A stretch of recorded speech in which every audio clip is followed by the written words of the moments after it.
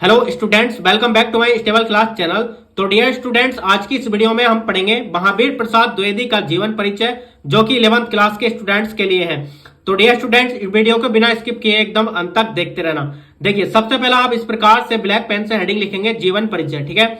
और इसमें आगे लिखेंगे आचार्य महावीर प्रसाद द्विवेदी का जन्म सन 1864 ईस्वी में रायबरेली जनपद के दौलतपुर नामक गांव में हुआ था। यानी कि आचार्य महावीर प्रसाद द्विवेदी का जो जन्म हुआ था वो सन 1864 ईस्वी में रायबरेली जनपद के दौलतपुर नामक गांव में हुआ था, ठीक है।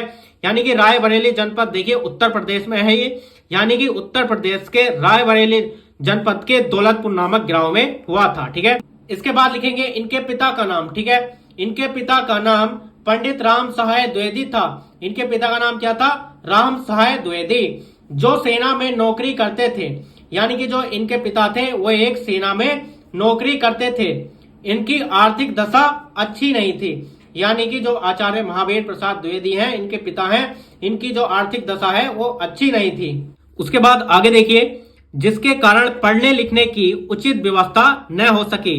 यानी कि इनकी जो आर्थिक दशा थी वो अच्छी नहीं थी, जिसके कारण इनके पढ़ने लिखने की उचित व्यवस्था न हो सकी। पहले घर के स्वाध्याय से संस्कृत भाषा का ज्ञान अर्जित किया। यानी कि इन्होंने सबसे पहले घर के स्वाध्याय से संस्कृत भाषा का ज्ञान अर्जित किया। बाद में रायबरेली, फतेहपुर तथा उन्नव के स्कूलों में पढ़े, ठीक है। यानी कि इन्होंने सबसे पहले घर के स्वाध्याय से संस्कृत भाषा का ज्ञान अर्जित किया और बाद में रायबरेली, फतेहपुर तथा उन्नव के स्कूलों में पढ़े, ठीक है।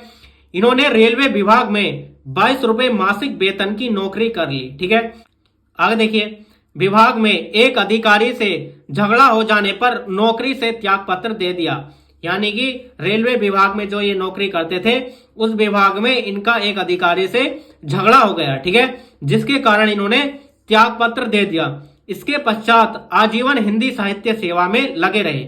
यानी कि इसके पश्चात क्या करने लगे? ये आजीवन हिंदी साहित्य सेवा में लगे रहे और सन 1938 ईस्वी में इनकी मृत्यु हो गई, ठीक है। इनकी मृत्यु कब हुई? 1938 ईस्वी में, ठीक है। उसके बाद आपको जीवन परिचय के बाद लिखना है साहित्यिक परिचय, ठीक है। यानी कि आपको 11th और 12th क्लास में जीवन परिचय और साहित्यिक परिचय दोनों ही लिखने होंगे, ठीक है।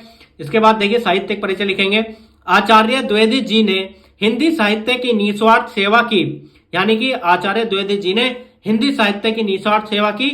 इन्होंने प्रतिभा संपन्न लेखकों को प्रेरित किया, ठीक है। इन्होंने क्या किया? प्रतिभा संपन्न लेखकों को प्रेरित किया। उसके बाद आगे देखिए, सन 1903 ईस्वी में द्विवेदी जी ने सरस्वती पत्रिका के संपादन का कार्यभार संभाला, ठीक है। यानी कि इन्होंने 1903 ईस्वी में सरस्वती पत्रिका के संपादन का कार्यभार संभाला।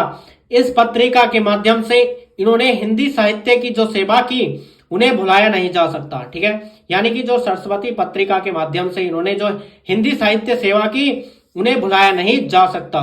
उसके बाद देखिए, इनका जीवन परिचय और साहित्यिक परिचय लिखने के बाद इनकी रचनाएं लिखेंगे। देखिए रचनाओं में आपको क्या क्या लिखना है? काव्य संग्रह, ठीक है। इनका देखिए काव्य संग्रह है काव्य मंजूषा, ठीक है। देखिए काव्य संग्रह में लिखेंगे काव्य मंजूषा। उसके बाद देखिए आलोचना, आलोचना में इनकी लिखेंगे हिंदी नवरत्न, साहित्य सीकर, विचार विमर्श, साहित्य संदर्भ। यानी कि इनके क्या क्या आलोचना? हिंदी नवरत्न, साहित्य सीकर, विचार विमर्श और साहित्य संदर्भ, ठीक है। उसके बाद इनका अनुदित लिखेंगे हिंदी महाभारत, विनय विनोद और गंगा लहरी, ठीक है। इस प्रकार से इनका अनुदित लिखेंगे। उसके बाद संपादन, संपादन में लिखेंगे सरस्वती मासिक पत्रिका, ठीक है। इन्होंने सरस्वती मासिक पत्रिका का संपादन किया था, तो इस प्रकार से इनका संपादन लिखेंगे। उसके बाद देखिए इनकी कुछ विविध रचनाएं लिख सकते हैं, जैसे जल चिकित्सा, संपत्ति शास्त्र, ठीक है। इस प्रकार से इनकी रचनाएं लिख देनी है।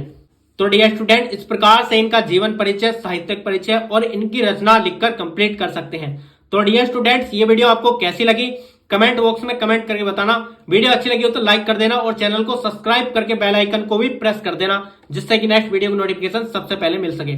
तो चलिए मिलते हैं नेक्स्ट वीडियो में नेक्स्ट टॉपिक के साथ। तब तक के लिए जय हिंद, वंदे मातरम।